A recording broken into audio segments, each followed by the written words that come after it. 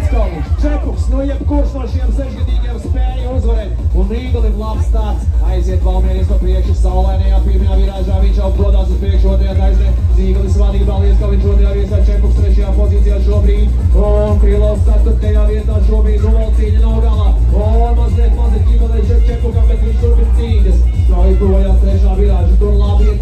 Pirmais joprojām Nīgalis. Lietskalniņš 1-2. Čepuks šobrīd trešajā vietā. No B6 lielajā finālā. Vairs tikai pēdējā virāža. Vairs tikai lielā pēdējā taisne. Ar milzīgo zilu kumpraino Kamilu beigās. Vai viņi visi spēs to izdarīs? O, šodien uzvarētāji Krilovs! Nīgalis!